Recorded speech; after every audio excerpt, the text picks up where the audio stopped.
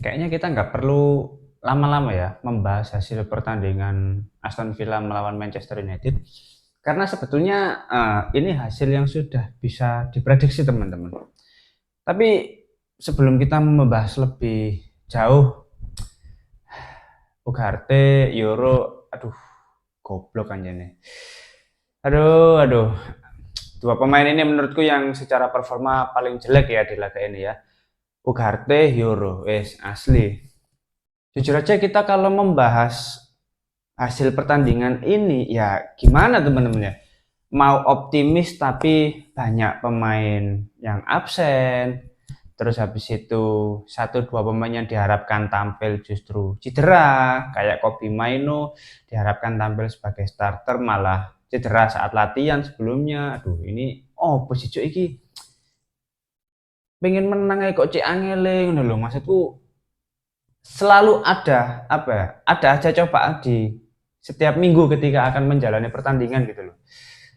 Jadi ya inilah, kalah 2-1 di kandang Aston Villa.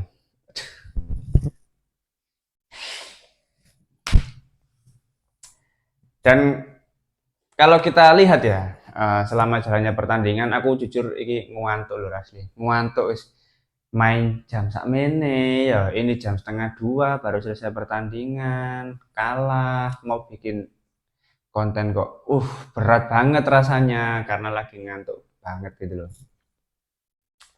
Tapi selama jalannya pertandingannya aku lihat ada beberapa perbedaan ya yang ditunjukkan oleh Amorim, terutama ketika fase build up ya terlihat jelas di beberapa momentum itu para pemain membentuk skema 4-1-4-1 dengan Ugarte yang seorang diri ya di lini tengah, kerap kali terjadi seperti itu. Dan sebetulnya kita nggak masalah ya, 4-1-4-1 itu terlihat jelas dan cukup bagus, apalagi ketika melakukan pressing para pemain di babak pertama.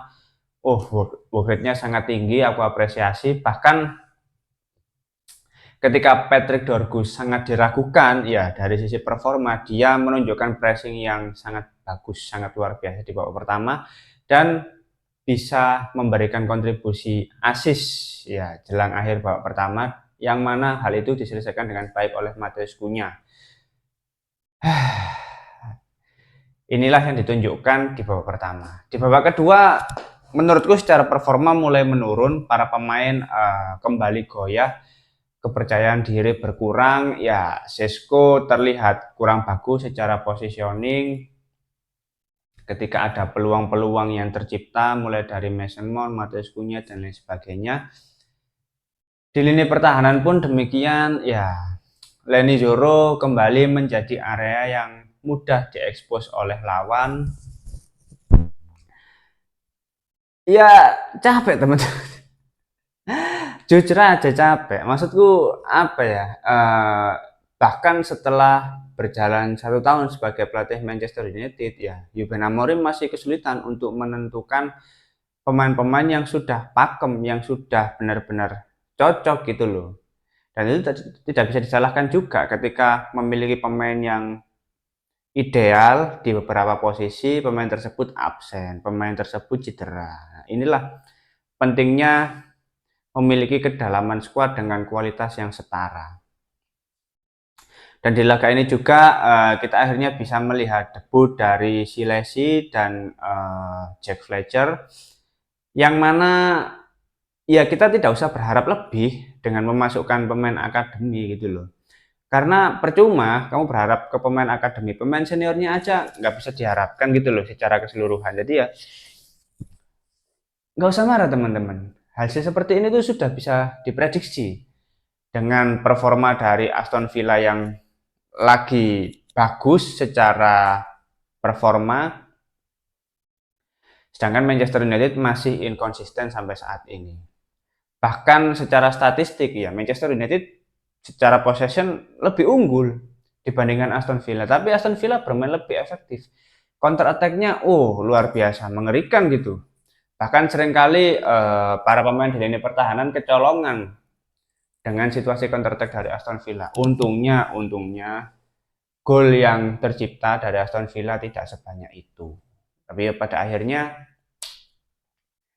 kita akan kembali menjadi bahan bully-bulian fans lainnya. Tapi nggak masalah. Memang sudah seperti ini habitatnya Manchester United. Nggak kaget. Melihat 3 pemain ditinggal untuk AFCON, ya 2 pemain cedera, Casemiro akumulasi kartu kuning, sudah selesai.